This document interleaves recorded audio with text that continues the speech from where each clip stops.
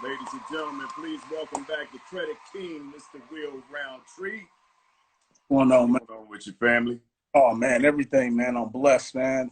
First, I want to say thank you for just the constant support, man. I think every week somebody reaching out to me saying, man, I just heard you on the radio with Cayman. Hey, dog, you deserve it, man. I appreciate you, sharing the knowledge with folks. Most of the time, some people get in position and they just keep all their blessings to themselves. So I appreciate you sharing the knowledge that you do, because, I support all day. I love this. Thank you, man.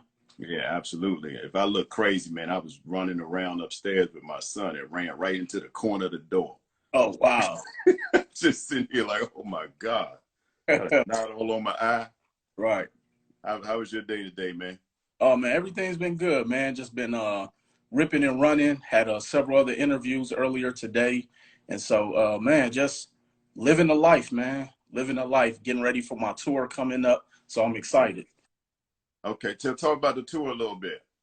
Yeah, definitely. So we're gonna do it started out as a 10-city tour, but due to COVID and some cities are still working on the logistics, and plus, some of it is still last minute.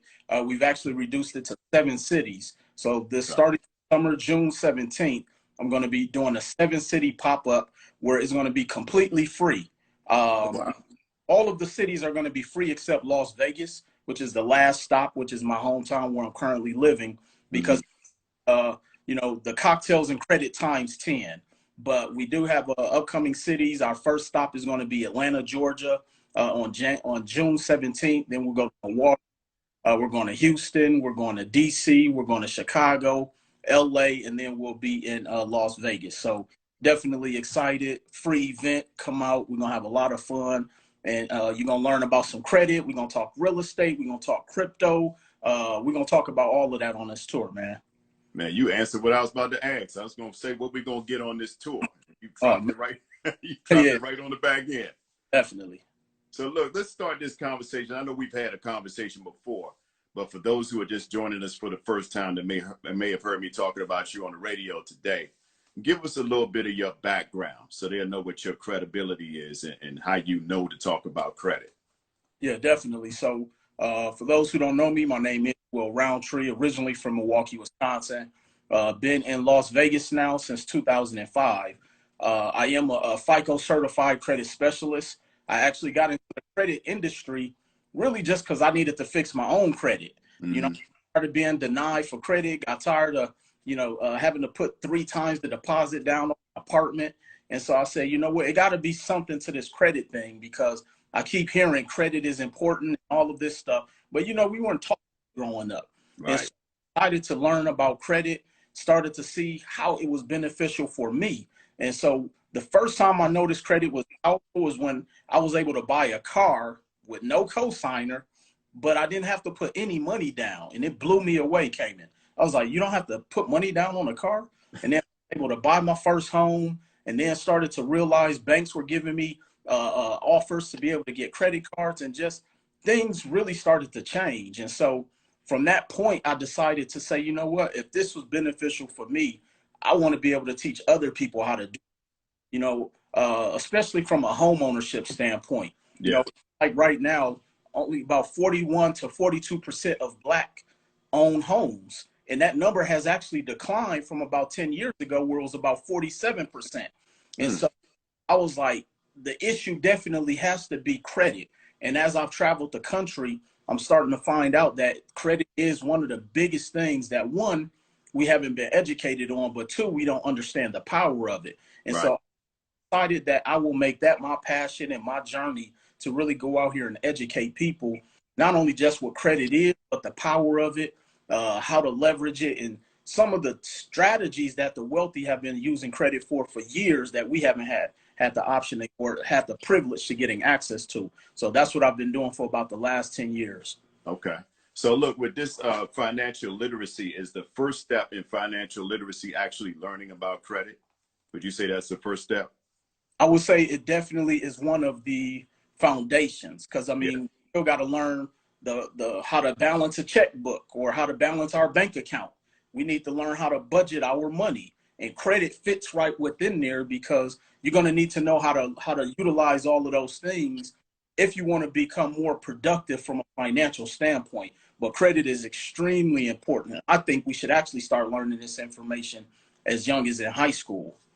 Right, right. You would think, you know, in the school system, everything seems so antiquated, but they're starting to do things differently. But some of these life skills are things that we should be taught early on, you know, because I mean, it's one of the things we don't even really talk about in the house with At your all. parents. They never really talk about credit, you know, because I got in credit trouble when I was in college. You know, you passing through the student union, they got the table set up and they offering credit cards. Man, and I felt grown with that credit card. I had a $600 limit on it. All right. I ain't never paid a bill on time, you know, because I would take the bill and tack it up on the wall like I'm gonna mail this, but I'll never mail it. Right. Next thing I know, my credit's sitting at 620, and they said, "Well, that's a paper." Yeah. But it did me such a disservice trying to get out that hole. And you know, like I'm very meticulous about my credit now. My stuff sits in the 8, so I think it's very important that we have this conversation and share knowledge because a lot of older people still don't understand the importance of credit. No, that's 100% right. And as I often say too, Cayman, we got to also realize we're only 400 years removed when we weren't even allowed to learn how to read. Yeah, So right. being able to have access to this type of knowledge, you know, back when the credit system first came out, because prior to having credit scores, banks actually used several different components, income and character, to decide whether they want to lend you money. And then once they came out with this credit system, we started to be at a disadvantage because guess what? They put the information in books. Well, guess what? We wasn't avid readers back then. And so just understanding that it's really been a whole culture shift now because you know, one of the things that I try to do is make credit look cool. You know, that's really the primary reason I did the cocktail and credit event and while in the country, because I wanted to bring entertainment along with something that we deemed to kind of be intimidating. You know, at the barbecues, the family reunions, the dinner tables, we don't like to talk about money. We don't want to talk about finances. We don't want to talk about credit. We don't want to talk about life insurance. We don't want to talk about investment. And so we need to start normalizing these type of dialogues, and that's why I do what I do. But yeah, it is definitely something that we should learn in high school, because once you get to college, like you said, you feel empowered when you have that credit card. Yeah. But we don't know what to do with it. They're not going to tell you what to do. Mm-hmm. College, they're just trying to get their numbers up for every credit application that they get approved. And so we just need to continue this dialogue. And that's why I love, you know, what you do, because you're not afraid to use your platform to push this information. And it's information that we definitely need, because this is how we can continue to move the needle within our culture. Absolutely, man. Because, you know, I was swiping that thing too, bro. I was going to give me something to eat, swipe the card. Going over the limit, swipe the card. They put some more on there. They figure it out. Yeah, and they give it to you too. That's the crazy thing. Ain't had no job, but they still giving you credit with no job. Definitely. And now you mentioned how important credit is, because, you know, and I was telling somebody the other day, you can't even go in the bank and open up an account without them looking at your credit now. Or even applying for a job, they look at your credit. Yeah. It's definitely starting to be a part of our everyday living. I often say our credit score is like our digital fingerprint now, because some banks will pull your credit, employers will pull your credit, insurance companies run your credit. A lot of people don't know that. And so credit is vastly starting to be, you know, the foundation for everything that we do. And as long as you have bad or challenged credit, life can be more expensive. Life can be a little bit more difficult. Now you get the job that, like, I had a client who was trying to go for a promotion inside their company. Well, that promotion was in the finance section of their company. Guess what? They ran their credit. You know, I have people who work in government. They run your credit when you're trying to go up the ranks. You know, if you're trying to work at a bank, you're trying to work for a financial institution. At the casino, I had somebody trying to get a job at Southwest Airlines. They ran their credit. So understand, like, it's bigger than just how we've been conditioned to think of credit as consumers. It's bigger than just getting a house, buying a car, getting that one credit card. It really does it can dictate your life. Like, they've done studies that show people with challenge credit usually are more depressed because Mm. it impacts everything around you. Think about that. Your credit score can dictate the neighborhood you live in. Yeah. You have to live in a neighborhood that may not be as desirable. That neighborhood can determine the school zones your kids go to school in. Now, entrepreneurs, try having bad credit and go get a line of credit to purchase your inventory for your business, or trying to lease a building, or trying to purchase a fleet of vehicles for your whatever type of business or industry you're in where you need vehicles. Like, credit can, it dictates everything around you. And once again, when we start really understanding the power of credit, not just credit, but the power of it, I'm telling you, you start to walk different, and you get Hmm. opportunities for yourself when you understand those strategies. Yeah, and the respect level is different too. Oh, 1,000%. Now you're Mr. Kelly. Absolutely. Right. Walk into these places. Exactly. So Yep. look, let me ask you a question. I was having a conversation with somebody earlier. So he was talking about putting a large sum of money down on a car because he said, I don't want a big payment. And I said, bro, that's the wrong thing to do on something that depreciates. And it takes too long to save a large amount of money. So what would be your suggestion to somebody that says something like that? Well, the first thing I do is I tell them the dealership loves people like you, because as soon as you drive off, they high fiving because they know they just they just got above sticker price because of the down payment that you had to put down. Now, the first thing I would tell people, I'm like, okay, you want to go put down 10, 15, $20,000 on a vehicle. You could take a fraction of that and fix your credit.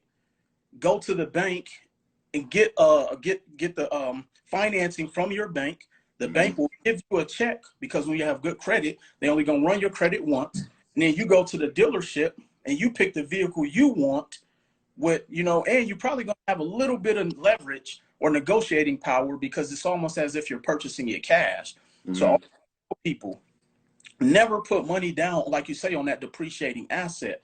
Even if you're going to leverage that vehicle to make money by renting it out or whatever, it's still 10, 15, $20,000 that you've tied up that you could have used to put into another asset that's going to make you money on your money. And so, again, this is why we have to start normalizing these dialogues, because a lot of times we're getting this advice from people who know nothing about money. And Hmm. that boils down to that we have to have a different respect for money. But I would never put money down in a car, ever. Yeah. Yeah, because soon as you walk in that back office, boy, they done got them one. Oh, they high fiving, hang out for the employee who just got them to put the money down. Trust me, I was once that guy putting money down on cars, so I know. Oh, You know, yeah. I think everybody done been there, though, Will. oh, we all got. I done been in that office and that dude showed me that book. Why the interest rate so high? I got good credit. Well, this is what it is now. I don't know nothing about that book. For real, man. And he done rake you over the coals, man. That thing crazy. For It's real. crazy how people can take advantage of you because of ignorance. And I think nobody has a place to be ignorant with as much information as available to us now. No, I 100% agree. And that's the thing. We got to get the information, but then we got to implement it. Right. You know, we're getting information from uh, big Mikey who's sleeping on our couch. Like, that's our financial advisor these days. It's like, how can Big Mikey tell you about money and he's sleeping on your couch? But this is what we do. And that's why I say we have to start normalizing getting information from the sources, and I tell people, you don't have to listen to me. At least go educate yourself somewhere. And it may cost you a couple of dollars. Every time somebody say, hey, Will, I got 500, I got 1,000, I got $2,000. What should I do with that? How should I invest it? I always say, use it to educate yourself, because each one of those dollars can be your employees by putting it to work for you. And the first set of your employees really might be you learning some new skill set, you learning some new information that's going to help you multiply that $1,000, help you multiply that $2,000. And so that's how we have to start thinking. That's true. And you don't make money without spending money either. Period. Period. That's another thing that people need to be aware of. You have to invest in yourself, whether it be education, putting your money in some investments. So talk about investments in real estate. What's the importance of that? Man, so the first thing is I often tell people that we just need to start learning the power of ownership. Even if you're not trying to be a serial investor or own a bunch of properties, let's at least normalizing owning our own homes first. Mm-hmm. Because there's different pundits out there who tell you a home is a liability. Well, that may not be right for our culture and our community. We need to focus on was right for us, because trust me, there's certain other communities that have privileges that we don't. So that's the first thing we need to do. So Amen. is vastly important. Now, here's why ownership in your home is important from an investment standpoint. One, it gives you additional buying power. When you go in and start applying for credit, when they see you own a home, even if you're still more financing it, it gives you more opportunity to be able to borrow money. Why is that? Because now you have collateral. Mm-hmm. Oh, Cayman needs to borrow $10,000 for XYZ. He owns a home. That is collateral. So that's one reason. Two, you get something called equity. And was anybody who's owned a home over the past 3 to 4 years, I'm sure they've seen their equity skyrocket Mm-hmm. over 12 months. I mean, I bought a property for 40,000 about a year ago. It's now worth 110. So Mm-hmm. for those who don't know what equity is, the equity is the amount of money or the spread of how much you owe versus how much the property is worth. Yes, And sir. things you can tap into that money and it's tax free. So imagine you having $100,000 of equity. You can borrow up to 80% of that, which means you can pull $80,000 of that money out tax free and use it to invest in another home, invest in business, pay for your kids' college, pay your debts off. And so this is why it's important for home ownership. Then from an investment standpoint, for those who want to own multiple investment properties, I tell people that's your retirement fund, to be able to, as I like to call it, get bail box money. For every single month, you're getting money deposited into your bank account for doing nothing. Because here's the thing, people got to live somewhere. And as long as we own the homes that people have to live in, you'll always have money coming in. So imagine you have, X amount of properties and you have an additional, even if it was an additional $1,000 a month coming Mm-hmm. in, that's $12,000 a year. That's a part-time job for some people. Come So on, man. to start understanding, and these are the type of dialogues I like to have. I tell people, look, if you want to come by my house and watch TV with me, we're gonna talk about money and finances. Like we can Netflix and chill later, but we're gonna talk about money and credit. So understand, like we need to start normalizing dialogues and stop being scared and talking about money being taboo. Let's Yeah. stop making wanting to be wealthy a taboo. Like we brag about all of these other entertainers who aren't doing anything for us. Let's start bragging about our friends and our people who we that are being successful, and really start pushing and showcasing them, man. And so yeah, investing is vastly important. But I get it. We just don't have enough information, but the information is out there. Yeah. Hey, do you watch TV, Will? Very little, man. Very little. What shows do you watch when you do watch? Let me see. I just finished watching Snowfall. I think I'm on season 2, so I got a little bit ways to go. Snowfall. What's that? Snowfall, with it's a John Singleton series about how the crack epidemic started. Okay, okay, okay. Hey, Other I just finished watching a documentary series on Netflix that talks about money. It's like 5 episodes. One is about credit, one was about Bitcoin, one was about gambling. It's called Explained, and I forgot the total name of it. But and I haven't watched any sports in probably 2 years. Like I don't be knowing what the latest dance is. I don't like what songs are out. I have to ask my son like who hot on the radio. I'm so out of the loop, Cayman. It's crazy. man, I know how it is, 'cause I don't watch TV much either. So you do a lot of reading, I'm sure.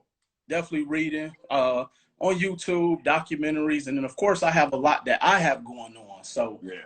I got to focus on my dreams. I can't, help everybody else on TV build theirs. I'm from afar, but I got things I got to get done right now.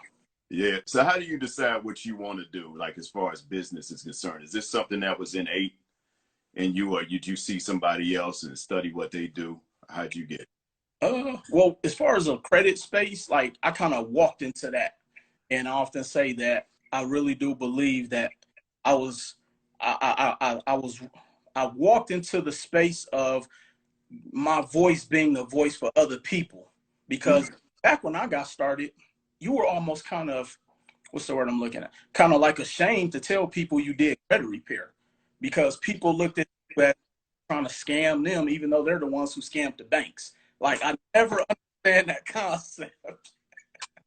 And so my thing, I said, you know what? Let me figure out a way to make credit sound cool and fly. And so, but I was always into entrepreneurship. So I said, you know what?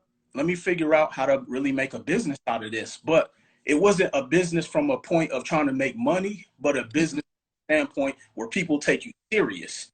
And that's the point. That was really the thing that I was trying to do, was really structure my company like a business so people took me seriously. And my focus was always the education. As far as looking at other business ventures that I've gotten into, it really is just things that I may have passion in, or if I see someone who's ambitious and I believe in their goals and aspirations. You know, I've made several investments in other industries that I may not know everything in, but when I do make an investment in something, they have to have their stuff together already. Like I'm Mm-hmm. into startups because I need to be able to see that they have some skin in the game. You know, one of the hardest things about business is that, you know, I have to know if you mentally prepared for it, because yes, it's a benefit at the end of the road, but it's a long journey. It's a long, it can be lonely. It can be boring. You lose everything. I tell people I've been sued civilly on this process. How do you handle those type of things? And so I look for people who have characteristics and attributions. It's not just about how much money they can make and whatnot. And so, and I look at their character. So, Yeah. but I'm a serial entrepreneur at heart, but you know, there are certain things that I am attracted to when it comes to business. Shoot, it's just like that book you wrote, Full-Time CEO, the shit they don't tell you. If they don't, man, for real. You know, I was reading this thing yesterday, and they had put out this new study that said about 2 out of every 5 employees, about 41% of employees since the pandemic considered leaving their 9 to 5 Mm. to pursue their dreams and start their own business. And they gave an example of this 28-year-old young lady. She had a side hustle, baking brownies in her parents' house. So she said she was working her day job and doing the baking at nighttime.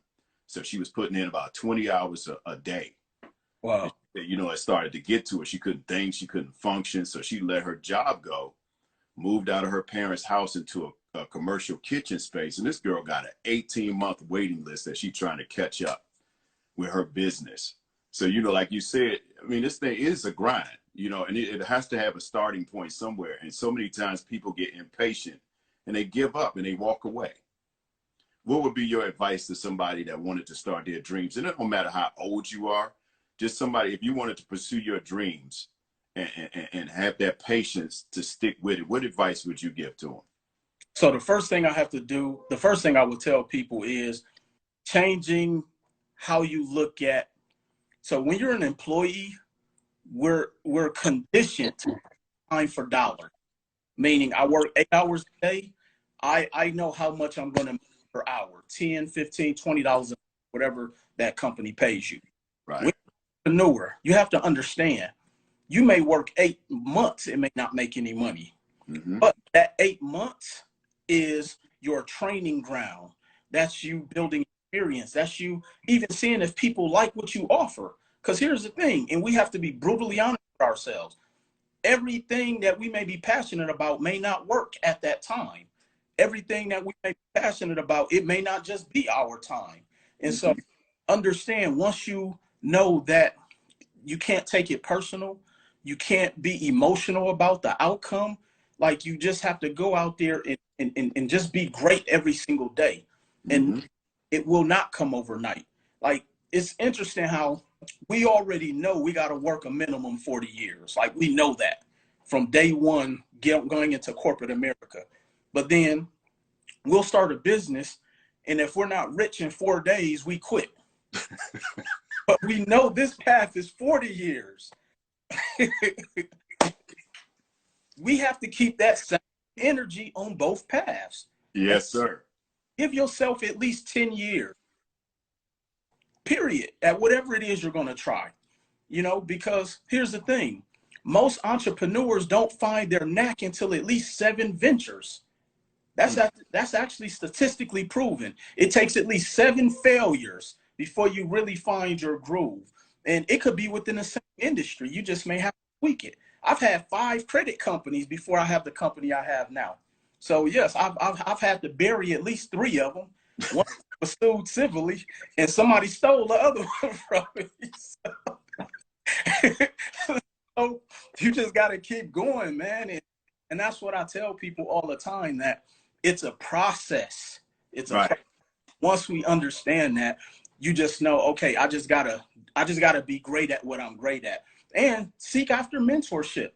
You know, we have to also understand, when you're going into business and something that you've probably never done in your life before, you may know how to bake cakes or build homes, but do you know business? Because there's going to be some things that you may get tripped up over, and it's okay to have a coach. You know, you're going to need to have other professionals around you if you want to grow and scale. You can't do everything. And so a lot. And that's one of the things that I really harp on and that I talk about in my book, the shit they don't tell you, because it's a lot of it. I'm trying to tell you, bro. I'm trying to tell you, it's a lot. So look, man, some things that you mentioned, I see a lot of people asking about consultation and coaching. How could they get in touch with you to do that?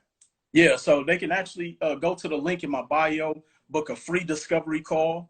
I actually just started a new course strictly for people who are either entrepreneurs and want to grow, people who want to get into entrepreneurship, people who are stuck in business. My full-time CEO program, which is a coaching program where we have a bi-weekly accountability call, where we, either myself or one of my certified coaches, are going to talk and speak to you guys about helping you start your business, how to grow, the foundations of business, basically everything that I talk about in the book that we don't really get to have someone where we can pick up the phone and ask these questions without it costing you a couple $1,000s. And so that website is fulltimeceo.net.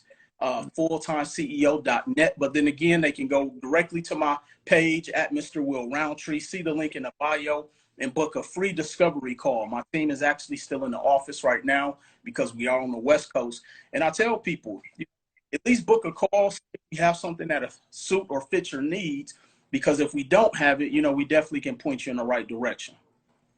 Absolutely, there it is. And for those who are asking about the book, Will actually has 2 books, Full-Time CEO, The Shit They Don't Tell You, and Credit King, that are available for you to purchase and read. Don't just get them, read them. The information is in there. So it's all about education. Definitely. If anybody does have any questions, do you have any audio book, Will? They're asking audio book. Both books are on audible.com as well too. So yeah, so who like audio, both books are also on audible.com. Okay, got it. I gotta do a audio book for my book. I ain't done it yet, but I want to do it myself.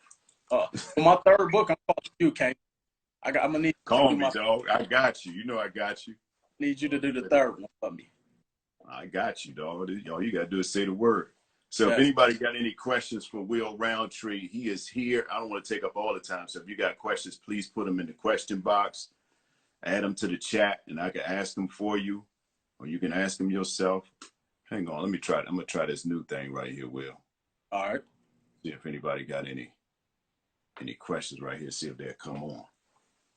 The name of my book is $6 an Hour to $1 Million Dream, True Heart. Let's see if we get this person on here. Chef Couture. You know they got this new thing on Instagram, right, where you can bring people on the screen with you. Oh, really? Oh, man. Yeah. I might have to try that. So here's a question right here. What's a good company to use for credit monitoring? Great question. So all of them are pretty much the same. I like to stick with more of the credit bureau credit-driven credit monitoring service, so Experian.com. You just want to make sure there's a 3-in-1. So make sure it's a 3-in-1. But Experian.com, TransUnion.com, you have Equifax.com. But Experian is probably the most user-friendly and the easiest to read if I was to invest in one. Okay. So let's talk. They didn't come on. Let's talk about the different FICO scores that you find on all of these different sites. Yeah. Why is that? Why do we see different things? And then if you pull your credit and they send you your stuff back, it's a different score on there. Why is that? Yeah, definitely. Like we see this a lot, especially for people who say, hey, I got Credit Karma, because Credit Karma may say you got a 750, then you go to the dealership and it's a 610. And crazy, because what happens is that none of these companies own the information where they're pulling it from. The only one that has the proprietary information is FICO.com. So if you want to know your most true and accurate score, go to myfico.com, and there's actually several different FICO components. You have an auto score, you have a score for a credit card, FICO 8, you have the score to see what you qualify for a mortgage. So there's so many different FICO components, and the way they comprise and pull that information is completely different. But FICO owns the actual algorithm for that.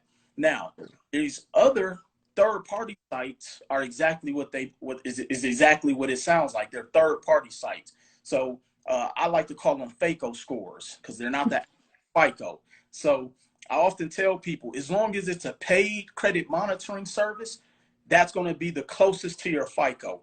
Now, the free one, like on Credit Karma, they can't pull all of the information. Again, you get what you pay for. It's free. Now, Credit Karma is really just a credit card meal. For people who don't know, every Credit Karma and American Express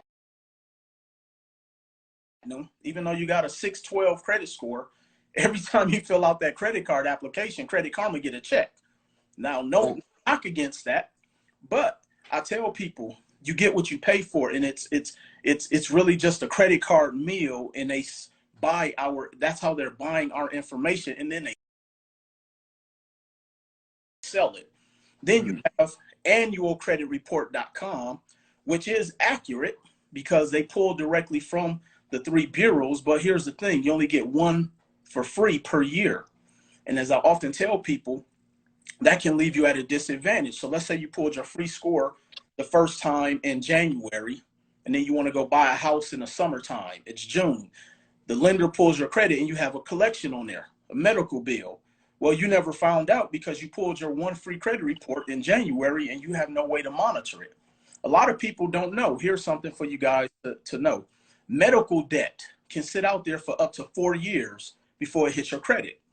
And so if you have a monitoring service where at any time something changes, you get an alert, you would have found that, you could have addressed it. Now, when you're ready to go purchase that home, you could have already taken care of that. But now you're just as surprised as the lender because you're not monitoring it. And a lot of people are saying, well, $30 is too much to pay for credit, to monitor my credit. And I say, well, how much is your cable bill? And most of the time that's $300.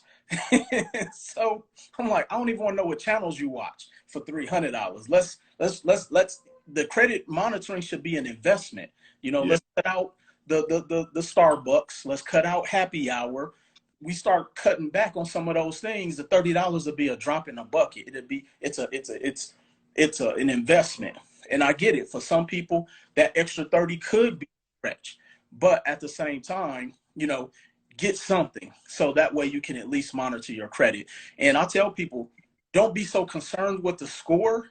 I want you to be more focused and concerned with what's in the credit report. Making credit utilization is low, making sure you don't have any late payments, making sure your addresses are accurate, your name is spelled phonetically accurately, your date of birth is accurate. So I'm more concerned about what's reporting in there, because as long as the profile is solid, the score will take care of itself. Right. Okay. Here's a good question right here. Is it a good idea to pay off your cars?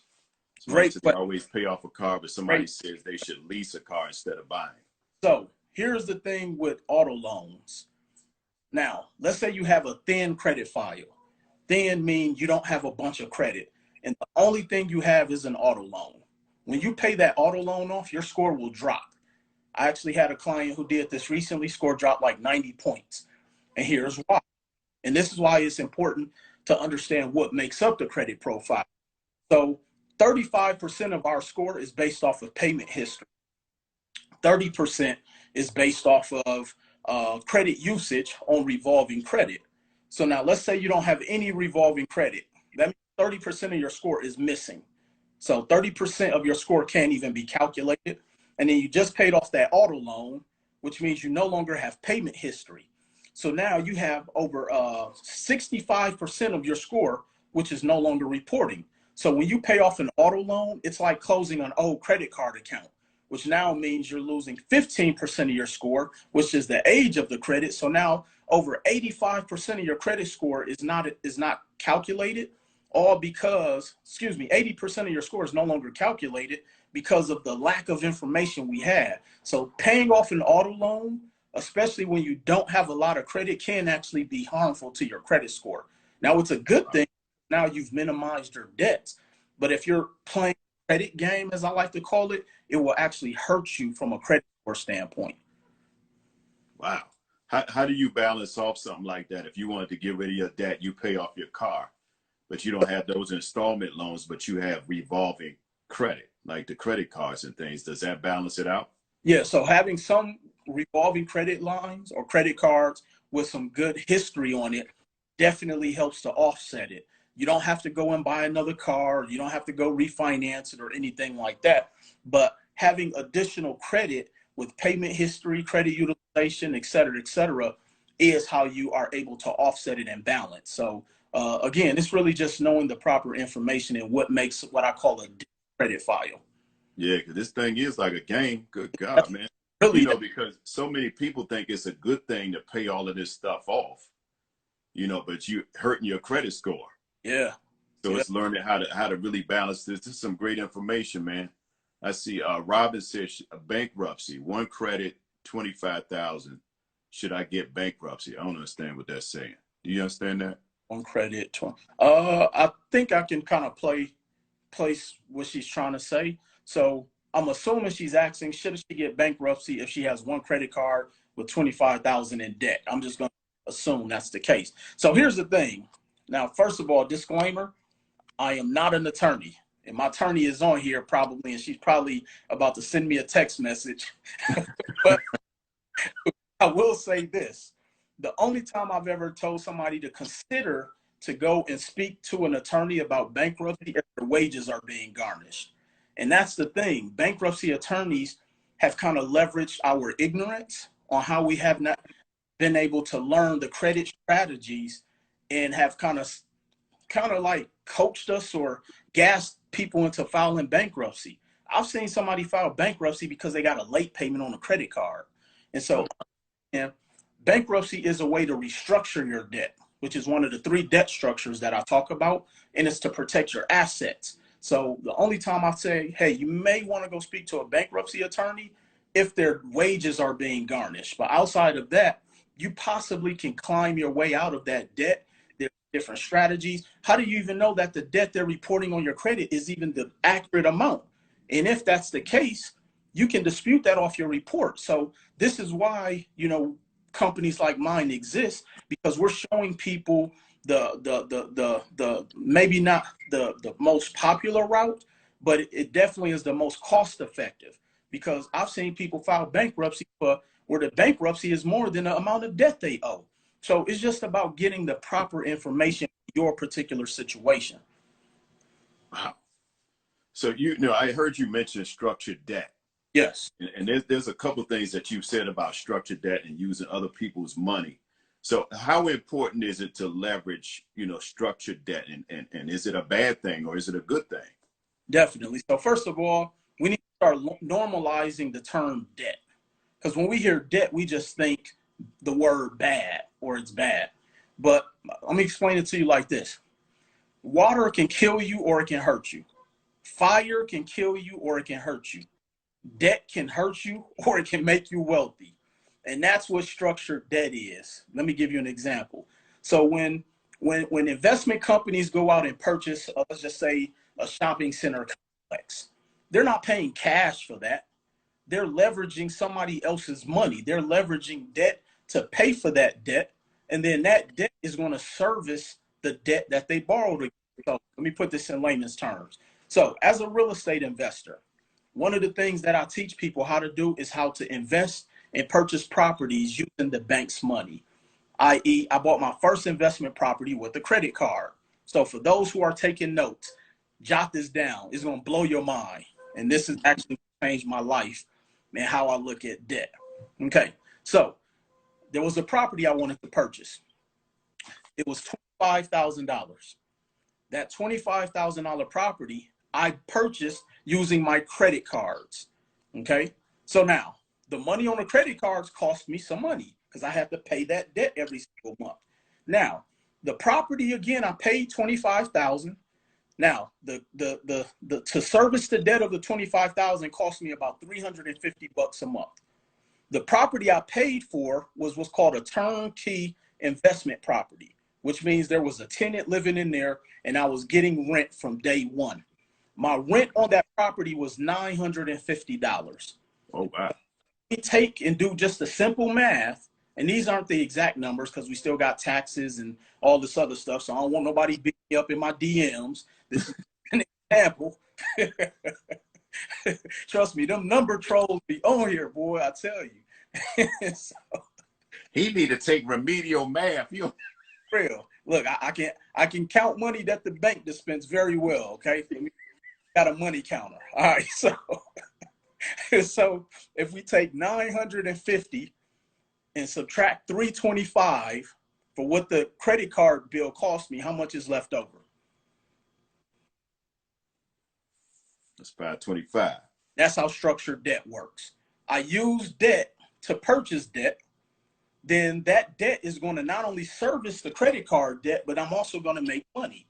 See, once we have learned that strategy, none of us should be in a place where we can't make money. None of us should be in a position where we're broke or poor. And as I say, poor stands for passing over opportunities repeatedly. It's just that we're scared. We're scared because this is unconventional to us. We're scared because Big Mama told us that credit cards was bad.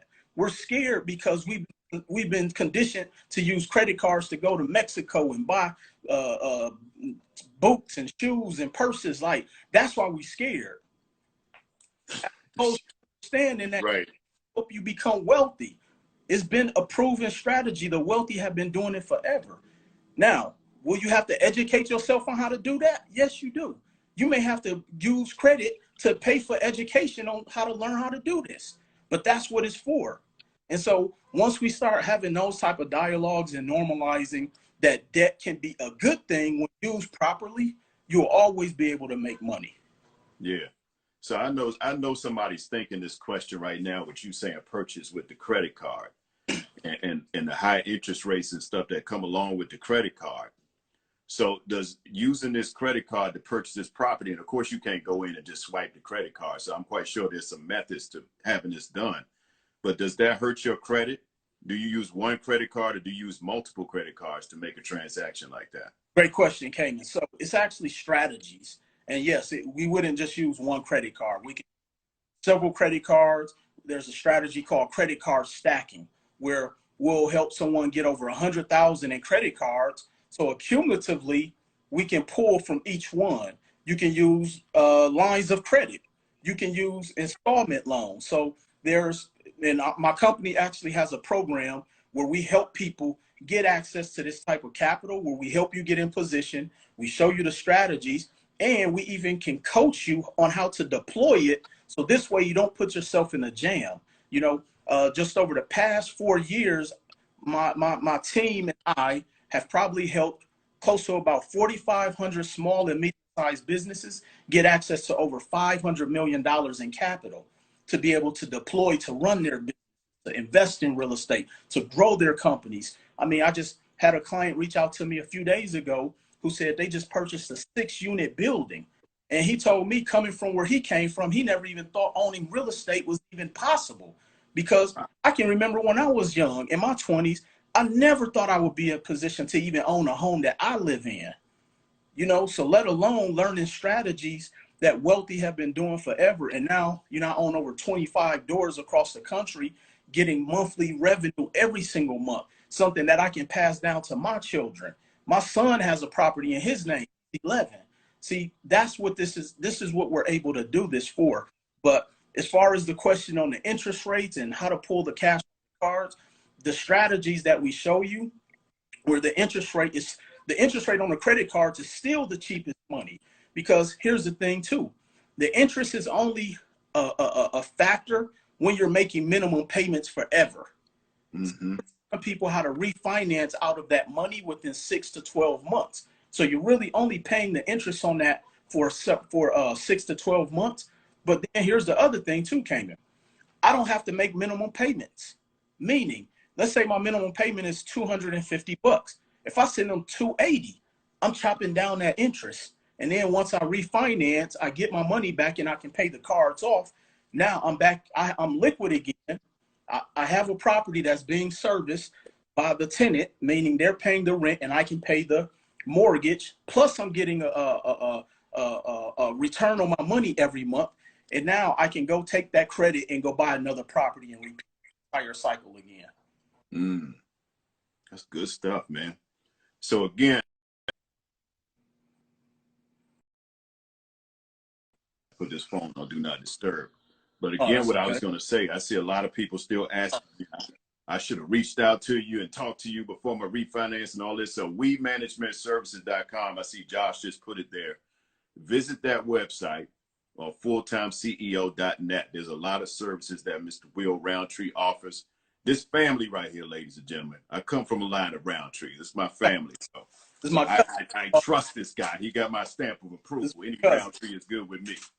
Appreciate that, man. Let me see. Kenny, do you have credit for if there are property damages? Do you have credit for if there are? I'm not sure what that means, but the thing I do tell people, and I'm going to kind of take a stab at what he may be asking, from an investor standpoint, I always get insurance. Like, you'd be surprised, Cayman, the corners that sometimes people cut when they're purchasing investment properties. And so you have to get homeowners, landlord insurance, making sure you get an inspection of the property so that way you're not walking into a headache. So, but we teach people all of these things so they're never going in blindly, ever. Right. Somebody asked for the office number, Will.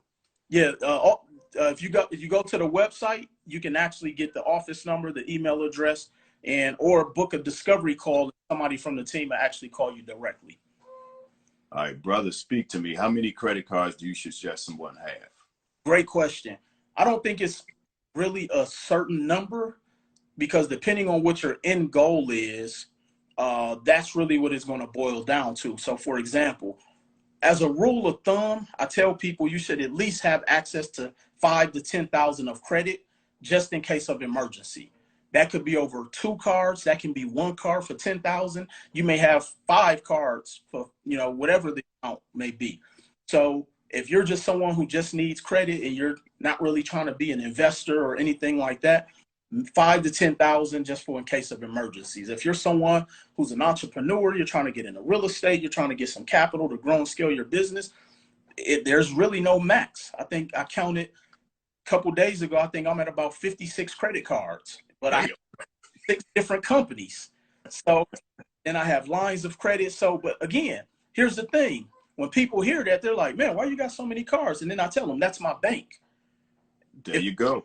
Tell you the total dollar amount of credit I have amongst that, that's my bank. So I'm now my own bank. So when I'm ready to do a deal, I don't have to go to Chase or Wells or any of them. I'm still going to let them finance certain deals for me.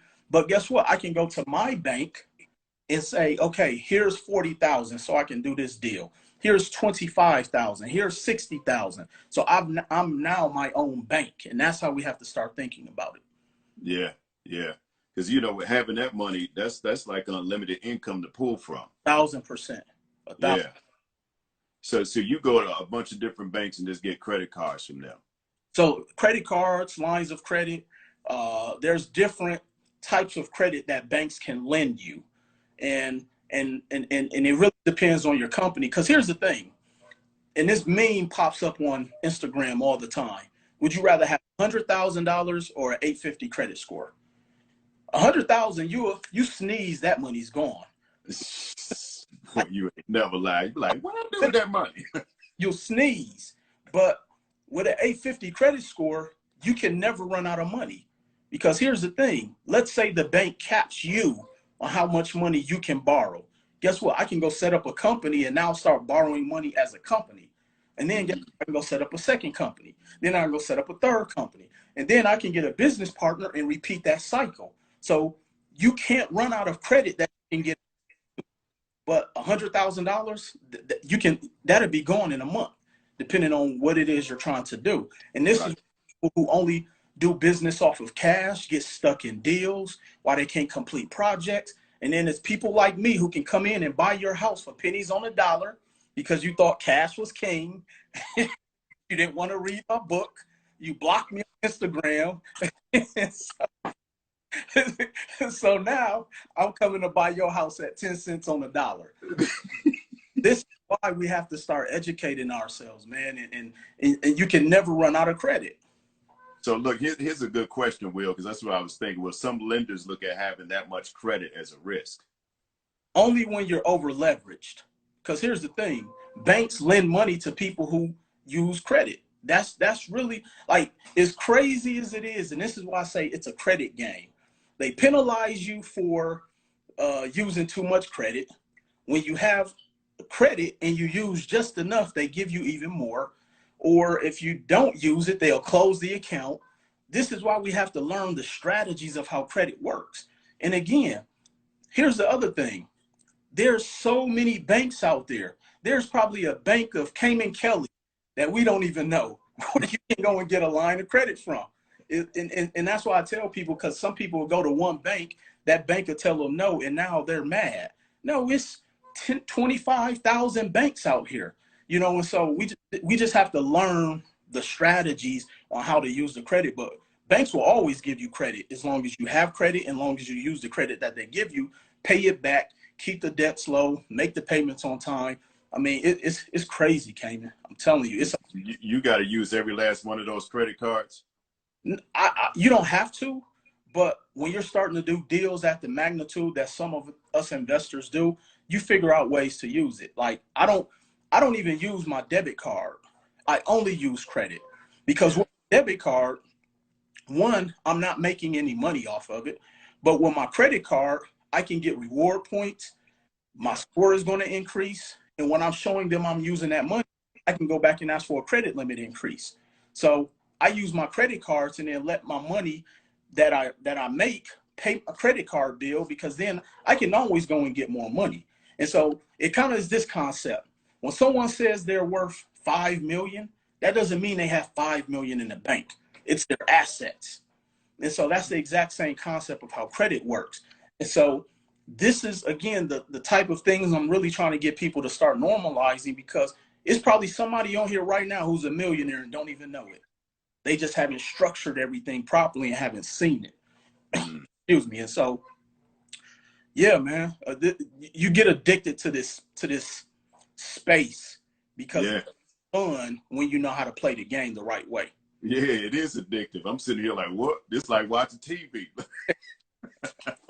So here's a question from Alfonso. Is it easier to get a line of credit than a credit card? Great question. So for those who don't know, a credit card is something you swipe. Line of credit is the bank gives you a line you can walk in, draw cash off of. Now, a credit card is easier because most of the time for a credit card, they don't, and I'm giving y'all some game, they don't ask for proof of income when you're applying for a credit card. With the line of credit, they can ask for proof of income. It's to their discretion. And they may want you to verify that with proof of your tax returns, making sure your company is legitimate and all of that. So there are two different types of credit, but they both can spend the same when you understand the credit game. Okay. And plus that line of credit, like you mentioned before, like 30 days later, you paying on that whole amount. Credit cards, you only paying on the amount that you used. Well, that's more of a charge card. So like with the Amex charge cards, that's when you have to pay it in full every 30 days. Yeah, but the line of credit, if they gave you $30,000, you would be paying on that full $30,000 when the payments came due. No, that's only if it's like an MCA line. So because Okay. types of lines of credit. So if you got one like some banks have what's called cash flow manager line of credit. So let's say $50,000 line, and you use the whole 50,000, they'll still let you make the payments. But if you get what's called like MCA line of credit or an MCA loan, yes, that one they may call due in 30 days, 60 days, 90. So you definitely want to make sure that you've done your due diligence, because there are some companies out there that trick you and say, hey, we can get you a line of credit with no credit check. But they're not telling you the interest rate is 650% per month. So you have to be very careful. And again, this is why we have to educate ourselves. Yeah, absolutely. I see. This is one last question here. Are you getting these on personal or business credit? Great question. So this is how I'm going to explain it. And I'll let you answer this question, Cayman. If you're walking down the street, there's a 50 and 100 on the ground. Which one you pick? I'm going to pick up both of them. Picking up both. And that's how I tell people. If the bank is giving me money, personal or business, I'm taking it all, because I already know I'm going to go put it into a deal that's going to make me a 3 to 10x every single month. So I want all the money. And plus, and explain this to them, Will, because this will take it even a step further. If you get business credit, you still got to use your personal credit, right, to get the business credit. Yeah, that's a misconception that some people have. Like, hey, I just want to get business credit without using my social. Every single bank now is going to ask you for your social. The reason you get business credit is to keep the debt off the personal, so that your DTI or debt to income ratio isn't high.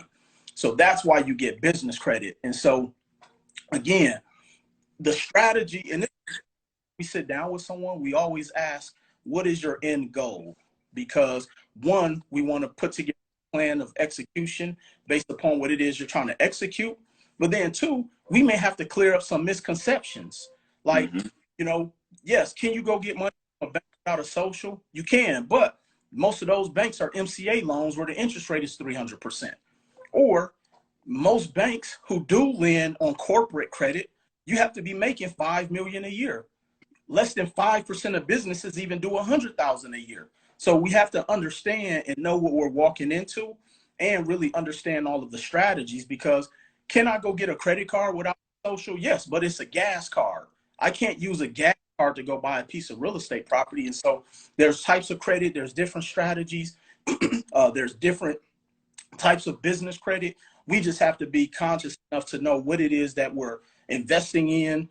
Is it going to help us with our end goal, or are we just doing it just to say, hey, I got some business cards that are not cash cards? And that's the thing, is if it's not a cash card, it's not helping at least me for what it is I'm trying to accomplish. Wow. Okay. You got some questions in here about cleaning up credit. Give the websites and your contact information one more again. There's a lot of stuff that Will Roundtree can help you with in this credit game. Definitely. So please make sure to follow me. You can go to my Instagram at Mr. Will Roundtree. You can go to our website, wemanagementservices.com. On my Instagram, in the bio, do a free discovery call. My team will reach out to you within 24 to 48 hours of scheduling on a business day. Give you a free walkthrough, assess your credit, give you the good, the bad, the ugly, see what you need help with, what you may not need help with, clear up any misconceptions that you may have about your credit. And here's what I would always like to leave with people, Cayman. Your credit is never as bad as you think it is. Like, don't let that 3-digit number intimidate you, because you can have one collection account and have a 400 credit score. So don't let the number fool you. Just get the right information and then make an informed decision on how you want to proceed and move from there. Because I'm telling you, once we truly understand the credit game, we wouldn't be complaining about gentrification, because we would own our homes in our own neighborhood. If we was to really learn the power of credit, we wouldn't be concerned about who's not going to come and save us, because we'll be in position to save ourselves. And so we really need to get serious, because like I'm gonna tell y'all like this: we're 0-401 right now. We're behind. We're behind, and we're behind because of the lack of information. And we can no longer say, "Mama didn't teach us this. My dad wasn't in my like." No, we can't use those excuses no more because, like Cayman said, the information is out here. We're gonna have to go out here. Yes, it may cost you some money. If you don't have the money to invest, go drive Uber. Go work third shift at McDonald's. Go stock the shelves at Target. Like I remember, when I was out here in Vegas, I used to go power wash graffiti off of the walls third shift, so could nobody see me. Third shift, so I can make some money. Like we have to get out of our feelings and get over this pride. If we trying to get to that next level and we say we really trying to do what we got to do to get there, well, you may have to do something that may not suit who you supposed to be. Right. OST. And so go do what you got to do to make a couple dollars so you can use it to invest in yourself. And not even in saying you got to invest with me. Just go get the information and get informed and then go out there and execute. Yeah, and that's something valid. And I'll leave it at this, man. Even coming up, and you see the dude that used to play on the Cosby Show. Somebody saw him working in Trader Joe's and take pictures and post it. They was job shaming the dude. I know, man. You know what I'm saying? And it's time out for being shameful, which is why I decided to write my book and tell my story. I started at $6 an hour. I was working in major market radio, but I just needed a starting point. So we got to get beyond. Ain't nobody know I was making $6 an hour but me. Right. Really. You know what I'm saying? But I needed a place to start. So if we get beyond that and we can shake that shame, we can do so much more. If we just take that starting point and willing to invest in ourselves and start that climb. Absolutely, man. No, we have to, man, because here's the thing. The money spend the same. Mm-hmm. $6 an hour, $60,000 an hour. Like you just got to get started. And that's the thing. And I love that you said that. We just got to get started. And we just have to understand that's temporary. Pain is temporary. That's it, man. But when we don't do what we're supposed to do, regret can last forever, man. Come on, bro. We got to just go through that little bitty pain of discipline for a short period of time. You take how long it'll last. Just get serious. Yeah. So, and one more thing, Will, that potential dies with you, brother. Quick. One of the richest places on the earth, graveyard. Graveyard, man. For real. Yeah, well, I appreciate you, my brother. I know we've been over an hour, so I'm going to let you go. But thank you again for sharing this information. We got to do this more often. Anytime, Cayman, you got the direct number, man. So we stay locked in. Again, I appreciate you always showing love on the radio. I mean, I've had aunts I ain't even know had a Sirius XM in their car calling me saying, I just heard you. I'm like, Auntie, I ain't even know you listen to the radio. I ain't know you listen to them type of stations. I didn't even know you drove. So, no, I just appreciate the support, man, from day one. So thank you, Cayman, for real. No, thank you, brother. We can say this all night. Thank you. I appreciate you sharing the platform that you have and the knowledge that you have to better other people, man. This is all about legacy, really. We don't live forever. So thank you. Definitely, man. So, yeah, definitely I'll be in touch, and I'm going to see you in D.C., man. Absolutely, my brother. Definitely. All right, Cayman. All right, later. All right, family. Peace. All right, fam. There it is, Mr. Will Roundtree.